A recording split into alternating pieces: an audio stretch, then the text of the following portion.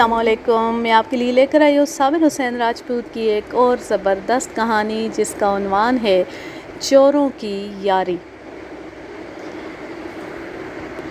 इस साल अप्रैल के आखिरी दिनों की बात है। मुझे अपने फसल की कटाई देखने गांव जाना पड़ा। मैं घोड़ी पर बैठा और लड़कपन की यादें ताज़ा करने के लिए उन वीरानों का रुख कर लिया जहां हम अपने कुत्तों के साथ बेगुनाह खरगोशों और गीदड़ों के पीछे दौड़ा करते थे। मैं अपने गांव से 2-2.5 मील दूर निकल गया और एक पगडंडी पर जा पहुंचा। मेरी जवानी की ये पगडंडी अब पक्की सड़क बन चुकी है। बड़ी अच्छी अच्छी कहानियाँ, बड़ी बुरी बुरी वारदातें और अच्छे बुरे किस्से इस सड़क के नीचे दफन हो गए हैं, लेकिन मुझसे उनकी यादें कोई नहीं छीन सकता। पत्थरों और तारकोल की नीचे दबी हुई इस पगडंडी पर पहुंचती मुझे यादें लड़कपन में ले गईं और मेरे इर्द गिर्द कुत्ते भौंकने लगे। मगर 2 मोटरसाइकिल, जो मालूम नहीं हुंडा थे या यामाहा, मेरे करीब से गुजर कर मुझे लड़कपन से उठा के बुढ़ापे में फेंक गए और मैं कच्ची पगडंडी से हटकर पक्की सड़क पर खड़ा हो गया। उन जापानी मोटरसाइकिलों पर 2 लड़के सवार थे। ऐसे लड़कों को आजकल नौजवान कहा जाता है। हमारे वक्तों में 14-15 साल से ऊपर के लड़कों को जवान कहा जाता था। आजकल के लड़कों को शायद इसलिए नौजवान कहा जाता है कि जवान होना तो उनकी किस्मत में होता ही नहीं। वो नौजवानी से निकलते ही बूढ़े हो जाते हैं। न उनके कद बुत रहे हैं, न फिल्मी गानों और एक्ट्रेसों की तस्वीरों ने उनके जिस्मों में कुछ रहने दिया है। चंद दिन नौजवानी में गुजार कर बुढ़ापे में जा गिरते। उन दिनों मोटरसाइकिलों के नौजवान सवार इसी नस्ल के मालूम होते थे। देहाती इलाके में ये नस्ल नई तहजीब के साथ आई है। मेरा बचपन का यार राजा शहबाज खान कहा करता है कि इस साइज़ के नौजवान हमें अमरीकी अमदाद के साथ मिले। वो दोनों मोटरसाइकिल लहराते हुए जा रहे थे, जिसे ज़िग ज़ैग अंदाज में चलाना कहते हैं। वो जब मेरे करीब से गुजरे तो मेरी घोड़ी ज़रा बिदक गई थी। उन नौजवानों ने मोटरसाइकिल घुमाए और वापस आ गए। एक मेरी घोड़ी के बहुत करीब से गुजरा, घोड़ी फिर ज़रा सी बिदकी, वो फिर वापस आए और अब के आगे पीछे होकर उन्होंने मोटरसाइकिल मेरी घोड़ी के और ज़्यादा करीब से गुजारे। जब हम उनकी उम्र में थे तो सोचा भी नहीं जा सकता था कि बुज़ुर्गों के साथ छेड़खानी करें, लेकिन अमरीकी अमदाद के साथ आई हुई इस नस्ल के नौजवान अपने दादा की उम्र के आदमी को छेड़ कर लुत्फ़ उठा रहे थे। कुछ दूर आगे 2 औरतें सड़क के किनारे किनारे जा रही थीं। मोटरसाइकिलों के शाहसवारों ने उनके करीब से भी मोटरसाइकिल गुजारे। वो दोनों औरतें मेरी घोड़ी की निस्बत ज़्यादा बिदकी। लड़के मोटरसाइकिल ज़िग ज़ैग चलाते चले गए। वो तफरीह के मूड में थे। मुझे गुस्सा आ गया। सड़क खाली थी। देहात की सड़कों पर ट्रैफिक नहीं हुआ करती। मैंने घोड़ी को ईड़ लगाई, घोड़ी दौड़ पड़ी। मोटरसाइकिलों की रफ्तार बमुश्किल 20 मील होगी। मैंने ईड़ लगाकर घोड़ी की रफ्तार और तेज़ कर दी और मोटरसाइकिलों तक पहुंच गया। वो दोनों पहलू बपहलू थे। मैंने घोड़ी को दाईं तरफ वाले मोटरसाइकिल के साथ लगाकर उसे बाईं तरफ बिल्कुल उसी तरह करना शुरू कर दिया जिस तरह ड्राइवर अपनी गाड़ी से किसी दूसरी गाड़ी को साइड मारता है। मुझे मालूम था कि मैं क्या कर रहा हूँ और क्या होगा। ऐसा होना ही था। दोनों मोटरसाइकिल बाईं को हटते गए। सड़क का किनारा ज़रा ऊंचा और कच्ची ज़मीन ज़रा गहरी थी।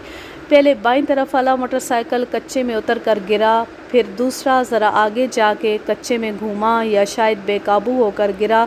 मैंने घोड़ी को पीछे को मोड़ा और नौजवान सवारों के गिर्द चक्कर लगाया। वो गर्द में से उठकर मुझे देख रहे थे। उन्होंने बाल बढ़ाए हुए थे। दोनों दुबले पतले और आजकल के कद बुत के थे।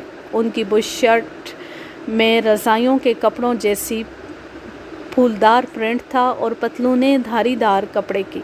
मैं घोड़ी से उतरा। सड़क पर सवारियों वाली एक सुजुकी रुक गई। एक तरफ से 4-5 किसान दौड़े आए।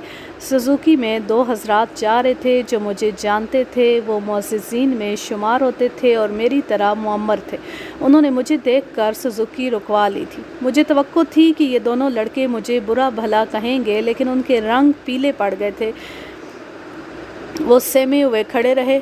बुढ़ापे ने मेरे जिस्म में जितनी ताकत छोड़ी है वो सारी सर्फ करके एक थप्पड़ एक लड़के के मुंह पर और दूसरा दूसरे के मुंह पर मारा। एक दाएं को गिरा, दूसरा बाएं को। मैंने दोनों को बालों से पकड़कर उठाया और अपने सामने खड़ा कर लिया। تم اس مٹی کی پیداوار نہیں ہو۔ میں نے زمین پر پاؤں مار کر کہا، تم پوٹھوہار کی مٹی کے گندے کیڑے ہو۔ جو حضرات سوزوکی سے اترے تھے وہ مجھ سے پوچھنے لگے کہ کیا ہوا ہے۔ میں نے انہیں بتایا۔ دونوں بزرگوں نے لڑکوں کو قہر کی نظر سے دیکھا۔ انہوں نے مجھے بتایا کہ یہ فلاں گاؤں کے رہنے والے ہیں۔ انہوں نے مجھے ان کے دادا کا نام بتایا۔ یہ دونوں چچا زاد بھائی تھے۔ ان کے باپ اور ایک بڑا بھائی باہر ملازم تھے، کویت یا ابو ظبی بتایا گیا۔ یہ خاندان بہت اونچی ذات کا تو نہیں لیکن چھوٹی ذات کا بھی نہیں تھا۔ یہ دبئی کے پیسے کا نشہ ہے۔ ایک بزرگ نے کہا، خدا نے چھپر پھاڑ کر دیا ہے اور چھپر کی طرح یہ بھی پھٹ گئے۔ دونوں معززین سوزوکی میں بیٹھے اور سوزوکی چلی گئی۔ ان نوجوانوں کا گاؤں وہاں سے 1.5 میل دور تھا۔ مجھے ان کے دادا کا جو نام بتایا گیا تھا اس نام سے میں واقف تھا۔ کہانیاں جو سچی ہوتی ہیں ان میں اصلی نام نہ لکھے جائیں تو اچھا ہوتا ہے۔ بعض آدمیوں کی توہین ہوتی ہے۔ موٹر سائیکل سوار نوجوانوں کو وہیں چھوڑ کر میں ان کے گاؤں کی طرف چل پڑا۔ میں ان کے دادا کو بتانے جا رہا تھا کہ اس کی آئندہ نسل کدھر جا رہی ہے۔ اس گاؤں سے میں واقف تھا لیکن وہاں گئے ایک عمر گزر گئی تھی۔ اب یہ گاؤں پہچانا نہ گیا۔ دبئی کے پیسے کے کرشمے صاف نظر آ رہے تھے۔ کچے مکان بہت تھوڑے رہ گئے تھے۔ کچھ مکان نئی طرز کے تھے، زیادہ تر 2 منزلہ تھے جنہیں ہمارے وقتوں میں چوبارے کہا جاتا تھا۔ ان چوباروں کے سائے میں ایک کچا مکان ہے جسے میں پہچانتا تھا۔ میں نے ان نوجوانوں کے دادا کے متعلق پوچھا تو مجھے بتایا گیا کہ اس بیچارے کو کہاں جانا ہے، چارپائی سے اٹھ نہیں سکتا، اب تو موت کے انتظار میں ہے۔ میں نے گھوڑی باہر ایک درخت کے ساتھ باندھی اور اندر چلا گیا۔ وسیع صحن میں ایک درخت بیری کا اور ایک شہتوت کا تھا۔ بیری کے درخت کے نیچے چارپائی بچھی تھی جس پر ایک ضعیف آدمی لیٹا ہوا تھا۔ مجھے دیکھ کر وہ بڑی مشکل سے اٹھا اور بیٹھ گیا۔ میں اس کے پاس جا بیٹھا۔ اس نے اپنے ہاتھ اپنی آنکھوں کے دائیں بائیں رکھے اور آنکھیں سکیڑ کر مجھے دیکھا۔ پہچانا نہیں مجھے؟ میں نے کہا، اللہ جھوٹ نہ بلوائے تو تم صابر ہو۔ اوئے صابو، تو آج صدیوں بعد کدھر آ نکلا؟ اس نے میرا ایک ہاتھ اپنے کانپتے ہوئے ہاتھ میں لے کر چوما۔ میں نے اس کی طرف سرک کر اسے گلے لگا لیا۔ اس نے میرے گلے میں ایسے بازو ڈالے کہ الگ ہی نہیں ہوتا تھا۔ ذرا دیر بعد اس کی سسکیاں سنائی دیں۔ میرا ذہن بہت دور پیچھے چلا گیا۔ ہم نے نوجوانی میں بڑا اچھا وقت گزارا تھا، اکٹھے شکار کھیلا تھا۔ آج اس کے پاس بیٹھ کر مجھے ایک واقعہ یاد آ گیا۔ ہم نوجوان تھے، ہمارے کتے دور دور تک مشہور ہو گئے تھے۔ ایک روز ہماری عمر کا ایک نوجوان دیہاتی جو کسی اور گاؤں کا رہنے والا تھا ہمارے پاس آیا۔ کہنے لگا کہ اسے رکھوالی کے لیے ایک کتا چاہیے۔ رکھوالی کے کتے کا استعمال یہ ہوتا ہے کہ رات کو اسے کھلا چھوڑ دیا جاتا ہے۔ کوئی مشکوک آدمی گھر کے قریب آئے تو بھونک کر اس پر حملہ کر دیتا ہے۔ ایک تو وہ خود حملہ کرتا ہے، دوسرے اس کے بھونکنے پر گھر والے جاگ اٹھتے ہیں اور باہر آ کر دیکھتے ہیں کہ کتا کیوں بھونک رہا ہے۔ رکھوالی کے کتے کی موجودگی میں گھر میں چوری ڈکیتی نہیں ہو سکتی۔ ایسے کتوں میں یہ وصف ہوتا ہے کہ گاؤں کا کوئی بھی آدمی گھر کے قریب سے گزرے تو وہ کتا اس پر نہیں بھونکتا۔ اس نوجوان نے اپنا نام نواب دین بتایا تھا۔ ہم نے اسے کہا کہ کسی کو دینے کے لیے ہمارے پاس کتا نہیں۔ ایک کتیا بچے دینے والی تھی، ہم ان میں سے ایک بچہ اسے دے سکتے تھے لیکن اسے بچہ نہیں بڑا کتا چاہیے تھا۔ نوجوان خوش طبع تھا۔ اس کا گاؤں ہمارے گاؤں سے 3.5-4 میل دور تھا۔ اس کا نام نواب تھا۔ ہمیں نواب اتنا اچھا لگا کہ وہ سارا دن ہمارے پاس رہا اور شام کو گیا۔ اس کا مسئلہ یہ تھا کہ اس کے گاؤں سے 1.5 میل دور چھوٹے سے ایک گاؤں میں جسے ڈھوک کہا جاتا تھا، اس کی برادری کے 2-3 گھر رہتے تھے۔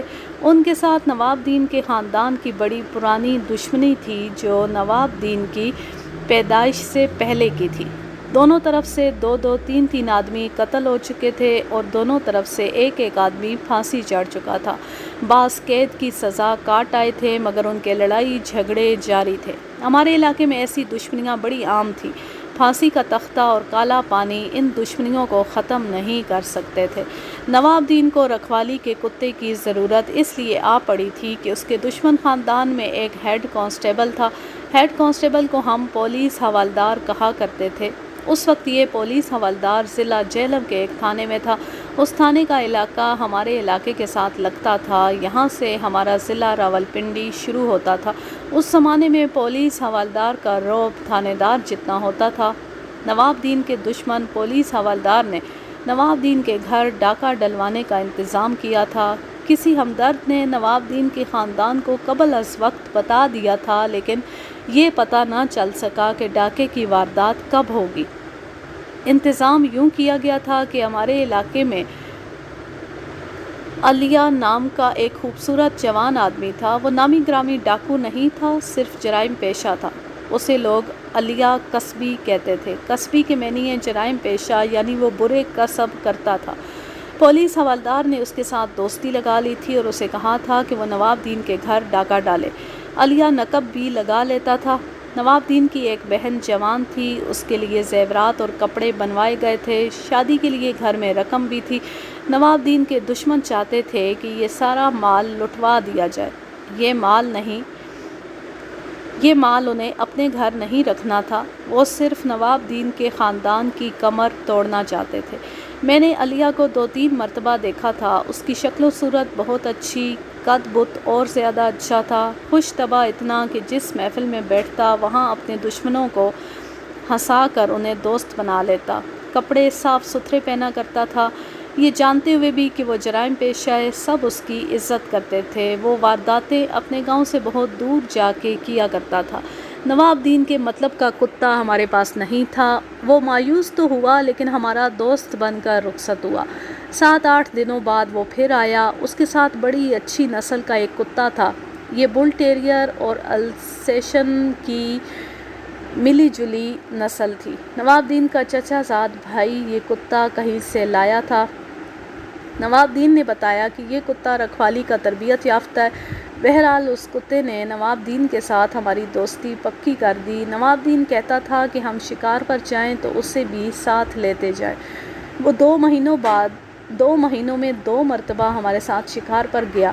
پہلی بار جب اس کا کتا شکار پر جاتے ہوئے ہمارے کتوں میں آیا تو ہمارے تمام کتوں نے اسے غور سے دیکھا اور سونگا کہ یہ مذکر ہے یا مونث۔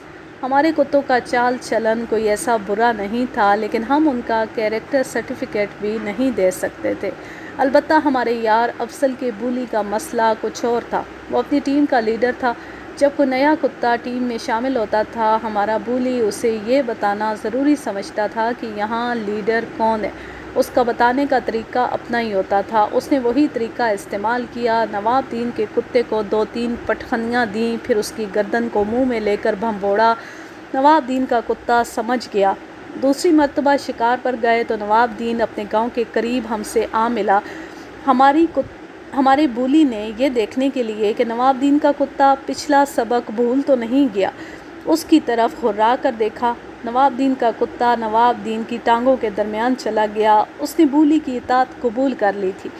ان 2 مہینوں میں نواب دین ہمیں اپنی دشمنی کے قصے سناتا رہا۔ اس نے بتایا کہ ایک رات کتا جسے رکھوالی کے لیے رات کھلا چھوڑ دیا جاتا تھا، بڑی زور سے بھونکا۔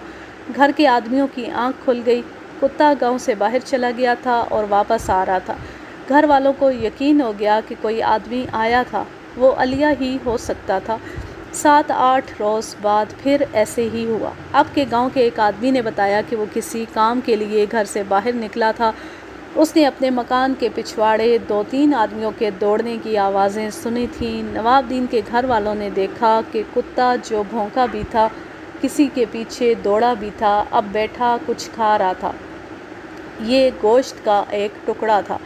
یہ کہاں سے آیا تھا؟ یہ یقیناً وہی آدمی لائے تھے جو بھاگ گئے تھے۔ انہوں نے یہ ٹکڑا کتے کے آگے اس لیے پھینکا تھا کہ کتا اسے کھانے لگے اور وہ واردات کر جائے، مگر کتے نے گوشت کھانے سے پہلے ان آدمیوں کو بھگانا ضروری سمجھا۔ اس سے یہ ظاہر ہوا کہ کتا بہت ہی اچھی نسل کا اور تجربہ کار تھا، اور یہ بھی پتہ چل گیا کہ پولیس حوالدار نے نواب دین کے گھر ڈکیتی کا جو انتظام کیا تھا اس کی کوشش ہو رہی تھی۔ نواب دین نے یہ بھی بتایا کہ اسے پتہ چلا ہے کہ پولیس حوالدار اور علیہ کی دوستی اتنی گہری ہو گئی ہے کہ علیہ اس کے ساتھ گھر جاتا ہے۔ پولیس حوالدار خود تو اپنے تھانے میں ڈیوٹی پر رہتا ہے، اس کے گھر والے علیہ کی بہت خاطر تواضع کرتے ہیں۔ پولیس حوالدار کی ایک بہن جوان ہے، اس کی ابھی شادی نہیں ہوئی۔ اگر میرے گھر میں ڈکیتی ہو گئی تو تم دیکھنا میں حوالدار کی اس بہن کو اٹھا لاؤں گا۔ دن کو اٹھاؤں، رات کو اٹھاؤں گا ضرور، پھر چاہے میری جان چلی جائے۔ بڑی خوبصورت لڑکی ہے۔ وہ کوئی عجیب بات نہیں کہہ رہا تھا۔ دشمنیوں میں کبھی کبھی کسی فریق کی کوئی جوان عورت اغوا کر لی جاتی تھی، اس پر خون خرابہ ہوتا تھا۔ کٹائی کے بعد جب فصل کھلیان میں رکھی جاتی تو دشمن اسے آگ لگا دیتے تھے۔ تیسری بار ہم نے ایسے موسم میں شکار کا پروگرام بنا لیا جو شکار کے لیے اچھا نہیں ہوتا۔ یہ ساون کا مہینہ تھا۔ ہمارے علاقے میں ساون خوب برستا ہے، ندی نالے بہتے رہتے ہیں، بارش ہوتی تو ان میں سیلاب آ جاتا۔ ساون میں ہر سو ہریالی ہو جاتی تھی۔ ہم ایسے ہی موسم میں شکار کو چل پڑے۔ نواب دین بھی ساتھ تھا۔ دھوپ گرم تھی لیکن ہوا تیز اور ٹھنڈی تھی۔ آسمان پر سفید اور مٹیالے بادلوں کے بڑے بڑے ٹکڑے اڑے جا رہے تھے۔ یہ باری باری سورج کے سامنے آ کر ہمیں دھوپ سے بچاتے تھے۔ ہم کھڈ، نالے، ٹیلے، گھاٹیاں اور نشیب و فراز پھلانگتے دور نکل گئے۔ ہمارے علاقے میں کبھی کبھی جنگلی بلی نظر آیا کرتی تھی۔ میں آپ کو ایک جنگلی بلے کی کہانی سنا چکا ہوں۔ جنگلی بلی ہمارے گھروں میں رہنے والی بلی سے کم و بیش دگنی ہوتی ہے۔ اگر آپ چھوٹے سائز کا شیر کہیں تو غلط نہیں ہوگا۔ جنگلی بلہ زیادہ خطرناک ہوتا ہے۔ انسان پر حملہ تو نہیں کرتا، لیکن اس کے بچے خطرے میں آ جائیں یا وہ خود گھیرے میں آ جائے تو اس کا حملہ بڑا ہی خطرناک ہوتا ہے۔ ہم خاصی دور نکل گئے تھے۔ کتوں کو ہم نے کھلا چھوڑ دیا تھا۔ وہ جگہ کٹی پھٹی تھی اور کھڈ زیادہ تھے۔ ہم ایک نشیب کے اوپر گئے تو کوئی 50 گز دور ہمیں ایک جنگلی بلہ کسی چھوٹے جانور کے پیچھے دوڑتا دکھائی دیا۔ وہ جانور خرگوش نہیں تھا۔ بلہ اپنے شکار کے تعاقب میں اتنا مگن تھا کہ اس نے ادھر دیکھا ہی نہیں کہ 8-9 کتے چلے آ رہے۔ ہم نے اس کا شکار بھی دیکھ لیا۔ وہ ایک جنگلی چوہا تھا۔ جنگلی چوہے گھروں میں پائے جانے والے چوہوں سے بہت بڑے ہوتے ہیں۔ بلے نے چوہے کو پکڑ لیا اور اسے منہ میں لے کر ایک طرف چل پڑا۔ ہمارے ایک کتے نے اسے دیکھ لیا اور اس کی طرف دوڑ پڑا۔ دوسرے کتوں کو پتہ چلا تو وہ بھی اپنے ساتھی کے پیچھے ہوا ہو گئے۔ بلے نے رک کر کتوں کو دیکھا اور اپنے شکار کو منہ میں لیے ہوئے بھاگ اٹھا۔ قریب کوئی درخت ہوتا تو بلہ اس پر چڑھ جاتا، مگر وہ بنجر زمین تھی، وہاں کوئی درخت نہ تھا۔ کتوں کی رفتار تیز تھی۔ بلہ کچھ دور تک دوڑتا اچھلتا نظر آتا رہا، پھر غائب ہو گیا۔ کتے اس کے قریب پہنچ چکے تھے، وہ بھی غائب ہو گئے جیسے انہیں زمین نے نگل لیا ہو۔ ہم سب دوڑتے ہوئے وہاں تک پہنچے جہاں کتے غائب ہو گئے تھے۔ وہ ایک گہرا کھڈ تھا۔ یہ 15-16 فٹ گہرا تھا۔ اس کے کنارے ڈھلانی تھے۔ ایک طرف اس میں اتنا سارا راستہ تھا کہ ایک آدمی اس میں سے گزر سکتا تھا۔ اس کھڈ کی چوڑائی 30-40 فٹ کے درمیان تھی۔ جنگلی بلہ اس میں اتر گیا تھا اور کتے بھی کھڈ میں چلے گئے تھے۔ 8-9 کتوں میں اکیلا بلہ کیا کر سکتا تھا، لیکن وہ جنگلی بلہ تھا اور پوری طرح خونخوار تھا۔ وہ نکل بھاگنے کی کوشش میں تھا۔ ہم اوپر کھڑے تماشا دیکھ رہے تھے۔ بلہ کھڈ سے نکلنے کے لیے ادھر جاتا تھا جدھر تنگ سا راستہ تھا تو 1-2 کتے راستہ روک لیتے تھے۔ وہ کھڈ کی ڈھلان سے اوپر آنے کی کوشش کرتا تھا تو کوئی نہ کوئی کتا اس پر حملہ کر کے اسے کھڈ میں گرا لیتا تھا۔ وہ جب دانت نکال کر ہراتا تو کتے پیچھے ہٹ آتے تھے۔ وہ خاصا بڑا بلہ تھا۔ وہ جس کتے کے منہ پر پنجہ مارتا وہ کتا دوسری بار اس کے سامنے نہیں جاتا تھا، اس کے پیچھے یا پہلو کی طرف جا کر حملہ کرتا تھا۔ جب بلے نے دیکھا کہ اس کے نکل بھاگنے کی کوئی صورت نہیں تو وہ بڑی خوفناک آواز سے ہرایا اور اچھل کر کھڈ کی ڈھلان پر اس طرف چپک گیا جو ڈھلانی نہیں بلکہ دیوار کی طرح عمودی تھی۔ تمام کتے اس کے نیچے اکٹھے ہو کر اوپر کو اچھلنے لگے۔ بلہ اوپر سے تیر کی طرح کتوں پر آیا اور کتوں میں غائب ہو گیا۔ ایک کتے کی ایسی چیخیں اور آوازیں سنائی دیں جیسے وہ بڑی سخت مصیبت میں پھنس گیا ہو۔ اس آواز کو کتے پہچانتے تھے، یہ خطرے کی علامت تھی۔ خطرے کی آواز ہوتی ہے۔ ہمارے کتے کھڈ کے اندر بکھر کر ادھر ادھر دوڑنے لگے۔ ہم نے دیکھا کہ بلہ ہمارے ایک کتے کے کندھوں پر سوار تھا اور اس نے کتے کی گردن منہ میں لے رکھی تھی۔ ہم جانتے تھے کہ بلے کے ناخن کتے کی کھال میں اترے ہوئے ہیں۔ کتا چیخ اور تڑپ رہا ہے۔ بلے نے اسے بے بس کر دیا تھا۔ ہم نے اوپر سے کتوں کو اس زبان میں للکارا جو زبان وہ سمجھتے تھے۔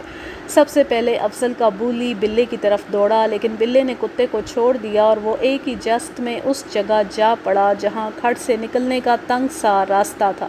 اس نے سنبھل کر کتوں کو دیکھا اور باہر نکل گیا۔ کتے ایک دوسرے کے پیچھے باہر نکلے اور بلے کے تعاقب میں چلے گئے، لیکن بلّا تھوڑی دور تک نظر آیا پھر غائب ہو گیا۔ کتے ایک جگہ رک گئے، وہاں شاید اس کا بل تھا جس میں وہ چلا گیا تھا۔ وہ ہمارے ایک کتے کو زخمی کر گیا تھا۔ بلّا کتوں کے ساتھ ہمارا لہو بھی گرم کر گیا۔ ہم اور آگے جانا چاہتے تھے۔ آگے ایک جگہ تھی جہاں سیر رہتے تھے۔ سیر کا شکار کتوں کے لیے خطرناک ہوتا ہے۔ اس کے لمبے لمبے کانٹے کتوں کے منہ لہو لہان کر دیتے ہیں، لیکن ہمیں سیر کے شکار میں زیادہ لطف آتا تھا۔ ہم ایک کس میں سے گزر کر اور آگے چلے گئے۔ بھوک نے پریشان کرنا شروع کر دیا۔ ایک بڑی اچھی جگہ نظر آئی۔ 2 گھنے درخت تھے۔ ہم ان کے نیچے بیٹھ گئے اور سب نے اپنا اپنا کھانا درمیان میں بچھائی ہوئی چادر پر رکھ دیا۔ کھانا کھا کر اٹھے تو مغرب کی طرف دیکھا۔ سیاہ گھٹا چڑھی آ رہی تھی۔ وہ زمین اونچی تھی جہاں ہم کھڑے تھے۔ مغرب کی طرف افق تک اپنا علاقہ دکھائی دے رہا تھا۔ یہ علاقہ پرچ کی شکل کا ہے۔ اس زمانے میں آبادی بہت کم تھی۔ دور دور کے گاؤں نظر آ رہے تھے۔ ساری زمین سبزہ زار تھی۔ اس کے پس منظر میں کالی گھٹا بہت اچھی لگ رہی تھی۔ گھٹا کے نیچے زمین تک سفید سی دھند تھی جو آگے بڑھی آ رہی تھی۔ یہ بارش تھی۔ ہمارے علاقے میں ساون کی بارش کا یہی انداز ہے۔ گھٹا کے نیچے بارش آگے ہی آگے آتی دکھائی دیتی ہے اور لوگ مویشی وغیرہ اندر کر لیتے ہیں۔ بارش کی آمد کی رفتار بہت تیز ہوتی ہے۔ ہم گھٹا اور بارش کو دیکھ کر خوش ہوئے کہ بارش میں نہاتے واپس جائیں گے، لیکن اس بارش کے ساتھ ایک مصیبت یا دشواری بھی آ رہی تھی۔ یہ تھے 2 کس برساتی نالے جو ہمارے راستے میں تھے۔ بارش چونکہ ادھر سے آ رہی تھی جدھر سے کس آتے تھے، اس لیے سیلاب کو بارش کے ساتھ ہی آ جانا تھا۔ یہ بڑا تیز سیلاب ہوتا ہے۔ اب تو چھوٹے چھوٹے ڈیم بنا کر سیلاب ختم کر دیے گئے ہیں۔ ہمارے وقتوں میں سیلاب غراتے آتے تھے اور 6-7 گھنٹوں بعد ان کا زور ٹوٹ جاتا تھا۔ ہم نے سیر کے شکار کے لیے آگے جانا منسوخ کر دیا اور واپس چل پڑے۔ گھٹا بہت تیزی سے آ رہی تھی اور اس کے نیچے بارش کا جو سفید پردہ تھا، اس کے پیچھے ہمارا علاقہ چھپتا جا رہا تھا۔ ایسی بارش سے ہمیں اندازہ ہو رہا تھا کہ ندی نالوں میں بہت زیادہ سیلاب آئے گا۔ ہم ایسی جگہ جا رہے تھے جس کے دائیں طرف زمین ختم ہو جاتی تھی۔ 8-10 گز کا خلا تھا۔ اس سے آگے زمین پھر اونچی ہو جاتی تھی۔ یہ خلا گلی کی شکل کی گہرائی تھی۔ اسے دیکھو تو یوں لگتا تھا جیسے مکان کی منڈیر سے نیچے گلی میں دیکھ رہے۔ اس گلی کی دیواریں یعنی دندیاں کٹی پھٹی تھی۔ یہ گلی کم و بیش 40 گز لمبی تھی اور آگے ایک نشیب میں چلی جاتی تھی۔ اس میں درخت بھی تھے۔ ہم اوپر جا رہے تھے۔ ہمارا ایک دوست ویسے ہی گہرائی یعنی گلی کی طرف چلا گیا۔ اس نے ہمیں آ کر بتایا کہ نیچے ایک آدمی ہے اور اس کے ساتھ ایک عورت ہے جو شاید جوان لڑکی ہے۔ ہم میں سے کسی نے بھی دلچسپی نہ لی۔ وہ دونوں مشکوک بھی ہو سکتے تھے، میاں بیوی بھی ہو سکتے تھے جو کہیں جا رہے ہوں۔ ہمیں گاؤں پہنچنے کی جلدی تھی، لہٰذا ہم چلتے گئے۔ نواب دین نے ہنستے ہوئے کہا کہ وہ دیکھے گا کہ یہ کون ہے۔ اتنے میں بارش کے بڑے موٹے قطرے گرنے لگے۔ نواب دین ادھر چلا گیا اور اس نے اس طرح بیٹھ کر نیچے جھانکا کہ نیچے سے اسے کوئی نہ دیکھ سکے۔ وہ بیٹھے بیٹھے پیچھے کو سرکا، پھر اٹھا اور ہمارے پاس آیا۔ کہنے لگا کہ وہ علیہ ہے اور اس کے ساتھ کوئی عورت نہیں۔ میں اس کے ساتھ 2 باتیں کرنا چاہتا ہوں۔ اس سے پوچھوں گا کہ تمہاری میرے ساتھ کیا دشمنی ہے کہ تم حوالدار کے کہنے پر میرے گھر ڈاکہ ڈالنا چاہتے ہو؟ میں نے اپنے ساتھیوں سے کہا کہ چلو علیہ کو گھیرتے ہیں، وہ آخر چور ہی ہے، کوشش کریں گے کہ ہماری بات مان لے اور حوالدار کی سازش سے ہٹ جائے۔ میرے ساتھیوں نے میری بات پسند کی۔ نیچے جانے کے لیے ہمیں خاصا آگے یا پیچھے جانا تھا جہاں سے زمین نیچے اترتی تھی۔ بارش یکلخت تیز ہو گئی اور موسلا دھار۔ ہم آگے چلے گئے اور ایک گھاٹی اترے، دائیں کو مڑے اور 2 دندیوں کے درمیان چلے گئے۔ ایک درخت کے نیچے علیہ کھڑا تھا۔ اسے میرے جس ساتھی نے پہلے دیکھا تھا وہ حیران ہو رہا تھا کہ اس کے ساتھ اس نے ایک عورت دیکھی تھی، وہ کہاں گئی؟ ہم علیہ کے پاس جا رکے۔ اس نے اپنی مسکراہٹ سے کہا کہ تمہارا شکار بارش نے خراب کر دیا۔ ہم میں سے ابھی کوئی بھی نہ بولا کہ نواب دین بول پڑا، علیہ، تم میرے گھر پر 2 حملے کر چکے ہو، تمہاری ابھی کچھ زندگی باقی ہے۔ او نوابے، میں اور تیرے گھر پر ہاتھ ماروں گا؟ کون سے حملے کی بات کر رہے ہو؟ پولیس حوالدار کی یاری تمہیں بہت خراب کرے گی علیہ، تمہیں ضرور میرے ہی ہاتھوں مرنا ہے۔ بارش اور تیز ہو گئی۔ ہمارے 2 کتوں نے بیک وقت ایک طرف دیکھ کر زنجیروں سے آزاد ہونے کے لیے زور لگایا۔ ہم نے ادھر دیکھا، ایک بہت لمبی گو دوڑی آ رہی تھی۔ وہ اس گلی کی دیوار میں جہاں دیوار پھٹی ہوئی تھی گھس گئی۔ وہ شکار کا موقع نہیں تھا اور وہ گو کا گھر تھا۔ گو گھر سے کہیں دور ہوگی، اب بارش سے بھاگ کر اپنے گھر بھاگی آئی تھی۔ وہاں خاصا فراخ شگاف تھا، دندی پھٹی ہوئی تھی، اس کے اندر یقیناً گو کا بل ہوگا۔ ہم نے ادھر سے توجہ ہٹا لی۔ ہم سب علیہ کو شرمسار اور ذلیل کرنا چاہتے تھے، لیکن کسی بچے یا عورت کی چیخ نے ہمیں چونکا دیا۔ ہم سب نے ادھر دیکھا، ایک جوان لڑکی دندی کے شگاف سے باہر آ رہی تھی۔ اس نے سفید چادر اوڑھ رکھی تھی جو سر سے اتر گئی تھی۔ لڑکی دوڑتی ہوئی ہماری طرف آئی اور 4-5 قدم ہم سے دور رک گئی۔ اس نے چادر سر پر لے لی اور حیرت اور گھبراہٹ سے اس کی آنکھیں بہت زیادہ کھل گئیں۔ اوئے! ہمیں نواب دین کی آواز سنائی دی، یہ تو فیروزہ ہیں۔ لڑکی خوبصورت تھی، وہ وہیں سے پیچھے کو مڑی اور بھاگ اٹھی۔ یہ تھی وہ عورت جسے ہمارے ایک ساتھی نے علیہ کے ساتھ دیکھا تھا۔ میرا خیال ہے کہ علیہ نے ہمیں دور سے دیکھ لیا تھا، اس لیے وہ ہم سے چھپے رہنے کے لیے اس قدرتی گلی میں چلا گیا تھا۔ یہاں اس نے محسوس کر لیا ہوگا کہ ہم اسے دیکھ لیں گے، اس لیے اس نے لڑکی کو شگاف میں بھیج دیا تھا۔ نواب دین نے ہمیں بہت تیز بولتے ہوئے بتایا کہ فیروزہ اس پولیس حوالدار کی چھوٹی بہن ہے جس نے علیہ کو نواب دین کے گھر ڈاکہ ڈالنے کے لیے دوست بنایا تھا۔ صاف ظاہر تھا کہ وہ حوالدار کی بہن کو بھگا لے جا رہا تھا۔ وہاں سے لڑکی کا گاؤں تقریباً 4 میل دور تھا۔ اتنی دور وہ لڑکی کو سیر کرانے تو نہیں لایا تھا۔ نواب دین نے ہمیں پہلے ہی بتا دیا تھا کہ علیہ پولیس حوالدار کے گھر جاتا رہتا ہے۔ علیہ استاد تھا، اس کے چہرے اور قد بت میں مردانہ کشش تھی اور اس کی زبان میٹھی اور شگفتہ تھی۔ لڑکی اس کے جال میں آ گئی۔ لڑکی جس کا نام فیروزہ تھا ہمیں دیکھ کر پیچھے کو بھاگ اٹھی۔ اس کے بعد جو کچھ ہوا وہ 5-7 سیکنڈ میں ہو گیا۔ بارش بڑی تیز اور موسلادھار تھی۔ نواب دین نے ہمیں کہا کہ تم اسے یعنی علیہ کو پکڑ لو، میں فیروزہ کو پکڑتا ہوں۔ یہ کہہ کر وہ دوڑ پڑا۔ ہم نے علیہ کو گھیر لیا اور اسے کہا کہ ہمارے ساتھ چلے۔ اس نے ہنسی مذاق کے لہجے میں ہمیں ٹالنے کی کوشش کی۔ اس نے ہمیں یہ بھی کہا کہ ہم اس چکر میں نہ پڑیں۔ علیہ کوئی بہت بڑی اور قابل احترام شخصیت تو نہ تھا کہ ہم اس پر ہاتھ ڈالتے ڈر جاتے۔ ہم نے اسے اپنے ساتھ لے لیا۔ دیکھو لڑکو، نواب سے کہو کہ فیروزہ کو بھول جائے، میں اس کے گھر واردات نہیں کروں گا۔ تم 2 دفعہ کوشش کر چکے ہو، راجہ شہباز خان نے کہا۔ ہاں دوستو، دونوں دفعہ 2 آدمی ساتھ تھے، لیکن نواب کا کتا بڑا زبردست ہے، اب نہیں کروں گا۔ علیہ، تم ہو کیا؟ کسبی ہو نا؟ چوری چکاری تمہارا پیشہ ہے؟ ہم تمہاری ٹانگیں توڑ کر تمہیں یہاں پھینک جائیں گے تو کوئی ہمیں پوچھے گا نہیں۔ ہمیں ٹھیک ٹھیک بتا دو کہ تم اس لڑکی کو کہاں لے جا رہے تھے؟ بس لے جا رہا تھا، ہم دونوں واپس آنے کے لیے نہیں جا رہے تھے، ہمیں جانے دو۔ بارش کچھ بولنے سننے نہیں دیتی تھی اور کیچڑ چلنے نہیں دیتا تھا۔ ہم نے فیصلہ کر لیا تھا کہ علیہ کی لوگ عزت ہی کرتے ہوں گے مگر ہم اس کی ہڈی پسلی ایک کر دیں گے۔ نواب دین لڑکی کے پیچھے چلا گیا تھا۔ اسے اپنے دشمنوں کی جوان لڑکی بڑی غلط جگہ مل گئی تھی۔ یہ جگہ لڑکی کے لیے غلط تھی لیکن نواب دین کے لیے موزوں تھی۔ اسے اپنی دشمنی کی تسکین کرنی تھی۔ لڑکی اپنے گھر جا کر شکایت کرنے کے قابل نہیں رہی تھی۔ وہ شکایت کرتی تو گھر والے اس سے پوچھتے کہ وہاں تم لینے کیا گئی تھی۔ ہم اس گلی سے جو دراصل پھٹی ہوئی زمین تھی نکلے۔ آگے زمین اونچی نیچی تھی، اونچی جگہوں سے پانی نیچے آ رہا تھا۔ ہم نے ادھر ادھر دیکھا، تقریباً 150 گز دور ہمیں لڑکی کھڑی نظر آئی۔ بارش میں وہ صاف نظر نہیں آتی تھی، اتنا ہی پتہ چلتا تھا کہ کوئی لڑکی کھڑی ہے۔ نواب دین اس سے تھوڑا ہی دور رہ گیا تھا۔ لڑکی کبھی پیچھے دیکھتی کبھی آگے۔ ہم میں سے کسی نے کہا کہ آگے کس ہے۔ مجھے یاد آیا کہ وہاں برساتی نالا تھا، اس میں سے ہم گزرے تھے۔ وہاں اس کا پاٹ بہت تنگ اور کنارے دیواروں کی طرح اونچے تھے، اس کے موڑ قریب قریب تھے۔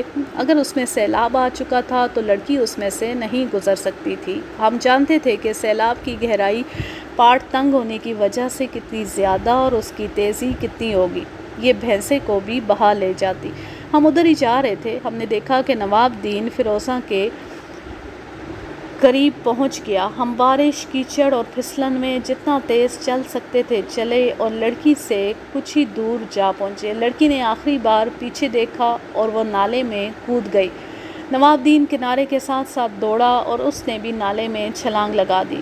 ہم دوڑ پڑے، پھسلے، گرے اور اٹھ کر دوڑے اور کنارے پر چلے گئے۔ نیچے سیلاب سخت غصے میں ٹھاٹھے مار رہا تھا۔ بارش اوپر سے برستی آئی تھی، اس لیے سیلاب اس کے ساتھ ہی آ گیا تھا جو بڑھتا جا رہا تھا۔ موجیں اوپر اٹھتی اور ایک دوسرے پر سوار ہونے کی کوشش کرتی تھیں۔ اس سیلاب میں قہر اور غضب تھا۔ ہم نے فیروزہ کو دیکھا، کبھی اس کا سر نظر آتا، کبھی وہ ڈوب جاتی اور اس کے ہاتھ اوپر آ جاتے جیسے ہوا کو پکڑنے کی کوشش کر رہی ہو۔ اس سے تھوڑا ہی دور نواب دین اس کی طرف تیر رہا تھا، لیکن سیلاب کی موجیں اسے اٹھا کر پرے پھینک دیتی تھیں۔ آگے کس کا موڑ تھا جس کا زاویہ 90 درجے سے کچھ زیادہ ہی ہوگا۔ ایسے موڑ بہت خطرناک ہوتے ہیں۔ سیلاب سامنے کے بلند کنارے سے ٹکرا کر مڑتا ہے تو بھنور پیدا ہوتے ہیں۔ آگے سے کنارہ سیلاب کو روکتا ہے، پیچھے سے موجیں موجوں کو دھکیلتی ہیں، وہاں پانی گہرا بھی ہو جاتا ہے۔ ہمیں امید نہیں تھی کہ فیروزہ زندہ نکلے گی، اس کا ڈوبنا یقینی تھا۔ نواب دین کی ہمیں فکر نہیں تھی، وہ جوان تھا، اس کے جسم میں طاقت تھی، البتہ اس پر مجھے غصہ آ رہا تھا۔ وہ دشمنی کی خاطر دشمنوں کی لڑکی کے پیچھے چلا گیا تھا، اسے وہ خراب کرنا چاہتا تھا۔ وہ لوگوں کو دکھانا چاہتا تھا کہ دیکھو میں نے دشمنوں کی جوان لڑکی کہاں اور کس کے ساتھ پکڑی ہے، مگر لڑکی اس کے ہاتھ سے نکل گئی تھی۔ لڑکی نے سیلاب میں کود کر بھاگنے کی نہیں، خودکشی کی کوشش کی تھی۔ اسے خودکشی ہی کرنی چاہیے تھی۔ نواب دین کی نیت جو کچھ بھی تھی، اس نے اس قسم کے سیلاب میں کود کر دلیری اور بہادری کا معمولی کارنامہ نہیں کیا تھا، اس کے لیے بہت زیادہ جرأت کی ضرورت تھی۔ بارش اور کیچڑ کی وجہ سے چلنا دشوار ہو رہا تھا، زمین ہموار نہیں تھی، ہم وہاں کھڑے تماشا نہیں دیکھ سکتے تھے، زمین میں کھڈے بھی تھے، ہم پھسلتے اور گرتے کنارے کے ساتھ ساتھ دوڑتے گئے۔ ہمارا ہر ساتھی کوئی نہ کوئی مشورہ دے رہا تھا۔ ہم اور آگے گئے تو ہمیں کس کا وہ حصہ نظر آنے لگا جو موڑ سے آگے تھا، اسے دیکھ کر جان میں جان آئی۔ موڑ سے کچھ دور آگے کس کا پارٹ بہت چوڑا ہو گیا تھا اور کناروں کی بلندی کم ہو گئی تھی۔ سیلاب اتنا پھیل گیا تھا کہ اس کا قہر اور غضب بالکل ہی ختم ہو گیا تھا، گہرائی بھی نہیں رہی تھی۔ ہم دور نہیں تھے، لیکن بارش، کیچڑ اور کھڈوں والی اونچی نیچی زمین چلنے نہیں دیتی تھی۔ بارش کی دھند میں نظر تھوڑی دور تک ہی دیکھ سکتی تھی۔ آخر ہم اس جگہ پہنچ گئے جہاں سے ہمیں نواب دین اور فیروزہ نظر آنے لگے تھے۔ نواب دین نے فیروزہ کو بازوؤں پر اٹھایا ہوا تھا، معلوم نہیں وہ زندہ تھی یا نہیں۔ اس کا سر پیچھے کو ڈھلکا ہوا اور ایک بازو لٹک رہا تھا۔ ہم ایک جگہ سے پانی میں اتر گئے، پانی ہمارے کولوں تک تھا، ذرا چھوٹے قد کے لڑکوں کی کمر تک پہنچ رہا تھا۔ اس کی رفتار اتنی تیز نہیں تھی کہ پاؤں ذرا مشکل سے جمتے تھے۔ کتے ہمارے ساتھ تھے۔ کتا تیر سکتا ہے، لیکن ہم نے کتوں کو اٹھا لیا تاکہ جلدی پار چلے جائیں۔ شکار میں ہمیں بڑے خطرناک تجربے بھی ہوئے، ان میں سے کچھ آپ کو سنا چکا ہوں، لیکن یہ تجربہ بڑا ہی عجیب تھا۔ پانی میں سے گزرتے مجھے علیہ کا خیال آیا، ادھر ادھر دیکھا، علیہ کہیں نظر نہ آیا۔ میں نے اپنے ساتھیوں سے پوچھا علیہ کہاں ہے؟ ایک تو بارش کا زور تھا، دوسرے سیلاب کا شور، کچھ سنائی نہیں دیتا تھا۔ تمام ساتھیوں نے ایک دوسرے کی طرف دیکھا اور علیہ کے متعلق پوچھا، لیکن وہ ہمارے ساتھ نہیں تھا۔ بھاگ گیا ہے، ایک آواز آئی، ہاتھ سے نکل گیا ہے، نکل گیا، نکل گیا، کئی آوازیں اٹھی۔ اسے نکل بھاگنے کا بڑا اچھا موقع مل گیا تھا۔ ہم اپنے ساتھی نواب دین کو سیلاب میں دیکھ رہے تھے اور وہ نکل گیا۔ مجھے خیال آیا کہ لڑکی نواب دین کے دشمنوں کی ہے اور وہ جس کے ساتھ آئی تھی وہ غائب ہو گیا ہے۔ مجھے خطرہ یہ نظر آنے لگا کہ لڑکی کے لواحقین نواب دین پر الزام تھوپ دیں گے کہ وہ لڑکی کو ورغلا کر لے گیا تھا۔ مجھے لڑکی کے لواحقین کا اور اس بھائی کا جو پولیس حوالدار تھا کوئی ڈر نہ تھا۔ میرا کوئی ایک بھی ساتھی ڈرنے والا نہیں تھا۔ مجھے اپنے بزرگوں کا خیال آتا تھا کہ وہ کہیں گے ہم نے خواہ مخواہ کسی کے ساتھ دشمنی پیدا کر کے انہیں شرمسار کیا۔ ہم جب پار پہنچے تو نواب دین فیروزہ کو زمین پر لٹا کر اس کی پیٹھ پر ہاتھ رکھ کر اپنا وزن ڈال رہا تھا۔ فیروزہ کے منہ اور ناک سے پانی نکل رہا تھا۔ میرے ایک ساتھی نے فیروزہ کے پہلوؤں کو اپنے ہاتھوں سے دبایا، فیروزہ کے منہ سے اور زیادہ پانی نکلا۔ اس طرح دبا دبا کر اس کے پیٹ اور پھیپھڑوں سے پانی نکال دیا گیا۔ اس نے کروٹ بدلی، آنکھیں کھول کر دیکھا، وہ یکلخت اٹھ کھڑی ہوئی، اس کے چہرے پر گھبراہٹ اور دہشت تھی۔ اس کی جسمانی حالت اتنی خراب تھی کہ اس کے لیے اٹھنا مشکل ہونا چاہیے تھا، لیکن وہ جس خطرناک صورتحال میں پھنس گئی تھی اس نے اسے طاقت دے دی اور وہ پھر سیلاب کی طرف دوڑ پڑی۔ نواب دین کی جسمانی حالت بھی صحیح نہیں تھی، اس نے اپنی ہمت سے زیادہ زور لگایا تھا، ورنہ اتنے زبردست سیلاب کے خلاف لڑنا ممکن نہیں ہوتا۔ وہ اتنا ہانپا ہوا تھا کہ اس کی سانسیں آپس میں نہیں مل رہی تھیں، پھر بھی اس نے دوڑ کر فیروزہ کو پکڑ لیا۔ ہم میں سے کوئی بھی لڑکا اسے ہاتھ نہیں لگاتا تھا۔ اس کی چادر سیلاب میں بہہ گئی تھی۔ گرمیوں کے موسم کی وجہ سے اس نے باریک کپڑے پہنے ہوئے تھے جو بھیگ کر اس کے جسم کے ساتھ چپک گئے تھے، اس طرح وہ برہنہ لگتی تھی۔ نواب دین نے اسے پکڑ لیا تھا، وہ چلا چلا کر کہہ رہی تھی، مجھے مر جانے دو، مجھے ڈوب جانے دو۔ ہم میں سے کسی نے اسے پکڑا تو نہیں، ہم نے ان دونوں کے گرد گھیرا ڈال لیا۔ ہم اپنی آنکھوں کے سامنے تمہیں ڈوبنے نہیں دیں گے۔ مجھے تم سب سے ڈر لگتا ہے۔ یہ نواب دین ہمارا دشمن ہے، میں جانتی ہوں یہ میرے ساتھ کیا سلوک کرے گا، اور تم سب اس کے دوست ہو۔ یہی ڈر ہمیں بھی تھا، لیکن نواب دین نے فیروزہ کا ڈر ختم کر دیا۔ دیکھ فیروزہ، میری دشمنی تمہارے خاندان کے مردوں کے ساتھ ہے۔ میں مرد ہوں، مرد کا بچہ ہوں، میں ایک عورت پر ہاتھ نہیں اٹھاؤں گا۔ میں تمہیں تمہارے گھر پہنچاؤں گا اور تمہارے باپ کو صرف یہ لفظ کہوں گا کہ چوروں کی یاری کا یہ نتیجہ ہوتا ہے۔ فیروزہ نے گھبرا کر اپنی کمر کے ارد گرد یوں ہاتھ پھیرے جیسے اس کی کوئی چیز گر پڑی ہو۔ وہ کہاں ہے؟ اس نے گھبراہٹ میں پوچھا اور ہم میں علیہ کو ڈھونڈنے لگی۔ اس نے کہا، وہ چور ہی نکلا، میرے پیچھے کیوں نہیں آیا؟ بزدل بھاگ گیا ہے، میرا سارا زیور لے گیا ہے۔ مختصر یہ کہ نواب دین نے اسے یقین دلایا تھا کہ اس کے ساتھ کوئی چھیڑ چھاڑ نہیں ہوگی۔ ہم سب نے مشکل سے اس پر قابو پایا اور اس کا ڈر دور کیا تو وہ ہمارے ساتھ چل پڑی۔ بارش کا زور ذرا کم ہو گیا تھا، ہم اس کے گاؤں کی طرف چل پڑے۔ گھاٹیاں اترنا اور چڑھنا بہت ہی مشکل تھا۔ لڑکی کو سہارا دے دے کر چڑھایا اور اتارا۔ اس نے کئی بار ہماری منت کی کہ ہم کسی کو نہ بتائیں کہ ہم نے اسے کہاں سے پکڑا تھا۔ پھر اس نے بتا دیا کہ علیہ نے اس کے گھر آنا اور ہر بار بہت دیر تک وہاں رہنا شروع کر دیا تھا۔ علیہ اس کے دل پر قابض ہو گیا۔ وہ فیروزہ کو اتنا اچھا لگا کہ وہ 2-3 دن نہ آتا تو فیروزہ بے چین ہو جاتی۔ فیروزہ کے لیے ایک مسئلہ یہ بھی پیدا ہو گیا تھا کہ اس کی شادی ایسے نوجوان کے ساتھ طے ہو چکی تھی جو اسے ایک آنکھ نہیں بھاتا تھا۔ فیروزہ نے علیہ کو گھر سے باہر ملنا شروع کر دیا اور وہ علیہ کے ساتھ گھر سے بھاگنے کے لیے تیار ہو گئی۔ رات کو گھر سے نکلنا آسان نہیں تھا، انہوں نے دن کا وقت مقرر کر لیا۔ فیروزہ نے وہ تمام زیور جو اس کے لیے بنایا گیا تھا سمیٹا، کچھ رقم نکالی اور کوئی بہانہ بنا کر نکل آئی۔ علیہ ایک جگہ انتظار میں کھڑا تھا۔ ہمارا علاقہ ایسا ہے کہ چھپنے کے لیے کوئی کہیں دور نہیں جانا پڑتا۔ دیہاتی علاقے میں آدمی تھوڑا سا پرے چلا جائے تو غائب ہو جاتا ہے۔ علیہ اور فیروزہ بھی غائب ہو گئے۔ علیہ نے اسے یقین دلایا تھا کہ وہ اسے ایسی جگہ لے جا رہا ہے جہاں ان تک کوئی نہیں پہنچ سکتا اور وہ بڑے مزے سے زندگی گزارے گے۔ گاؤں سے تھوڑی دور جا کر فیروزہ نے زیور اور پیسوں والی پوٹلی علیہ کو دے دی۔ آگے گئے تو اس قصر میں سے گزر کر جس میں بعد میں سیلاب آ گیا تھا، دونوں اوپر جانا چاہتے تھے لیکن انہوں نے دور سے ہمیں دیکھ لیا۔ وہ نیچے اس گلی میں داخل ہو گئے جو زمین کا بہت بڑا کٹاؤ تھا۔ انہیں معلوم نہیں تھا کہ ہمارے ایک ساتھی نے انہیں نیچے جاتے دیکھ لیا تھا۔ ہم ان کے بالکل اوپر سے گزر رہے تھے، اس لیے انہیں ہماری آوازیں سنائی دے رہی تھیں۔ علیہ نے فیروزہ کو دندی کے شگاف میں چھپ جانے کو کہا۔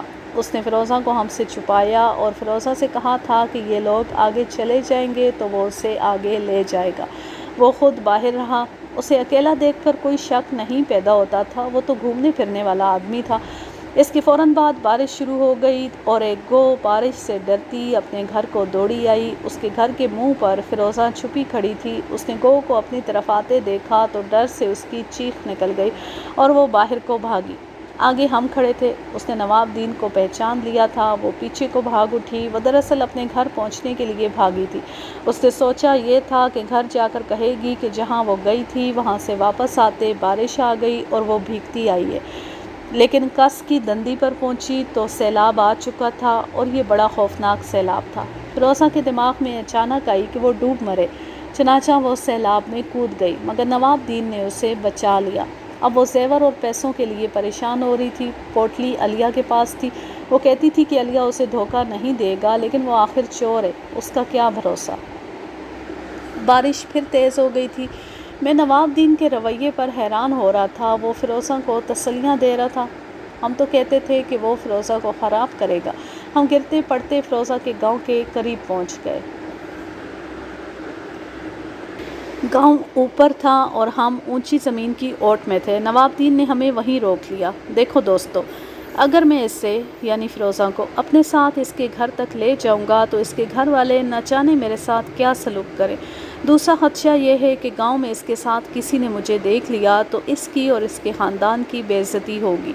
تم میں سے کوئی اس کے گھر جائے اور اس کے باپ کو ساتھ لے آئے۔ اگر اس کا باپ آ گیا تو میں اسے بتاؤں گا کہ کسی کو پتہ چل گیا کہ فیروزہ باہر سے آئی ہے تو وہ کیا کہے۔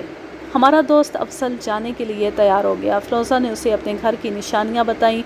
خوش قسمتی سے اس کا گھر گاؤں کے باہر کی طرف تھا۔ میں نے نواب دین کے کان میں کہا کہ اس کے باپ کو بلانے کی کیا ضرورت ہے، اسے کہو کہ خود ہی چلی جائے، میں اس کے باپ کو ایک بات کہنا چاہتا ہوں۔ افضل گیا اور فیروزہ کا باپ اس کے ساتھ آ گیا۔ اپنی بیٹی کو ہمارے ساتھ دیکھ کر وہ حیران رہ گیا۔ اس نے ہم سب کو دیکھا۔ حیران نہ ہو چاچا، نواب دین نے اسے کہا، تمہاری بیٹی تمہیں خود بتائے گی کہ اسے ہم کس طرح لائے۔ میں صرف یہ بتاتا ہوں کہ اسے ہم نے علیہ قصبی کے ساتھ پکڑا ہے۔ اس سے پوچھو کہ زیور اور رقم کہاں ہے جو یہ گھر سے لے جا رہی تھی۔ میں تمہیں ایک ہی بات کہوں گا چاچا، اپنوں سے دشمنی اور چوروں سے یاری کا یہی نتیجہ ہوتا ہے۔ تمہارے حوالدار بیٹے نے میرے گھر ڈاکہ ڈالنے کے لیے علیہ کو 2 بار بھیجا تھا، لیکن وہ دونوں بار بھاگ آیا۔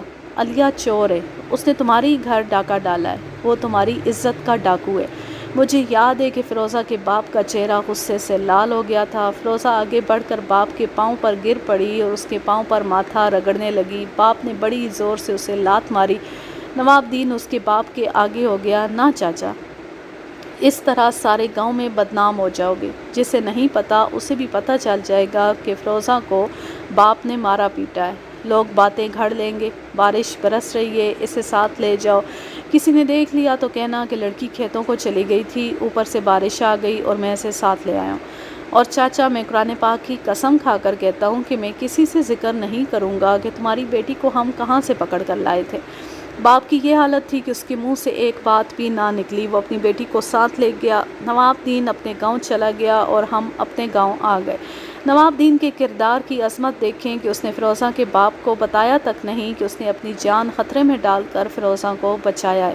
اس واقعے کے 15-20 روز بعد نواب دین ہمارے گاؤں آیا۔ اس نے سنایا کہ 8-10 دن گزرے۔ ایک آدمی نے اسے بتایا کہ فیروزہ کا بھائی پولیس حوالدار اسے ملنے آیا ہے اور گاؤں سے باہر کھڑا ہے، وہ گاؤں میں نہیں آنا چاہتا۔ نواب دین کو شک ہوا کہ وہ اس پر وار کرنے آیا ہے۔ نواب دین کلہاڑی لے کر چلا گیا۔ پولیس حوالدار نے اسے گلے لگایا اور کہا کہ وہ چھٹی آیا ہے اور اسے پتہ چلا ہے کہ نواب دین نے اس کی عزت کس طرح بچائی ہے اور اس کے خاندان پر کتنا بڑا احسان کیا ہے۔ نواب دین نے اسے بھی کہا کہ چوروں کی یاری کا یہی نتیجہ ہوتا ہے، میں دشمنی ختم کرنے آیا ہوں۔ پولیس حوالدار نے کہا، تم یوں کرو کہ اپنے ماں باپ سے کہو کہ میرے گھر آئیں اور فیروزہ کا رشتہ مانگیں، ہم فوراً ہاں کر دیں گے۔ میں نے فیروزہ کو اس لیے نہیں بچایا تھا کہ مجھے اس کا رشتہ مل جائے، میں اسے دل میں بہن کا درجہ دے کر ہاڑ میں سے نکال کر لایا تھا اور بہن کا درجہ دے کر ساتھ لایا تھا۔ مرد کی دشمنی مرد کے ساتھ ہوتی ہے، عورت کے ساتھ کیا دشمنی؟ نواب دین رشتے کی بات نہ مانا۔ حوالدار نے پکے ارادے کا اظہار کیا کہ وہ دشمنی ختم کرائے گا۔ اس نے یہ کر کے بھی دکھا دیا۔ اس نے نواب دین کے خاندان کے بزرگوں اور اپنے خاندان کے بزرگوں کو اکٹھے بٹھانے کا انتظام کیا۔ دونوں گاؤں کے مولویوں، ایک پیر اور دوسرے خاندانوں کے 2 معزز آدمیوں کو ساتھ بٹھا کر راضی نامہ کرا دیا۔ فیصلہ یہ ہوا کہ دونوں خاندان ایک دوسرے کو رشتے دیں تاکہ دوستی پکی ہو جائے۔ 2 رشتے تو اسی وقت طے ہو گئے۔ اس کے بعد بھی ان کی آپس میں شادیاں ہوئیں۔ آپ کہیں گے کہ دشمنی ختم ہو گئی ہوگی۔ ہاں جی، پرانی دشمنی ختم ہو گئی اور 3-4 سال بعد نئی دشمنی شروع ہو گئی۔ وہ اس طرح کہ ادھر سے ایک لڑکی روٹھ کر ادھر آ جاتی تو انتقام کے طور پر ادھر سے 2 لڑکیوں کو تنگ کر کے ادھر اپنے اپنے میکے بھیج دیا جاتا۔ یہاں سے نئی دشمنی شروع ہوئی جو معلوم نہیں کبھی ختم ہوئی بھی تھی یا نہیں۔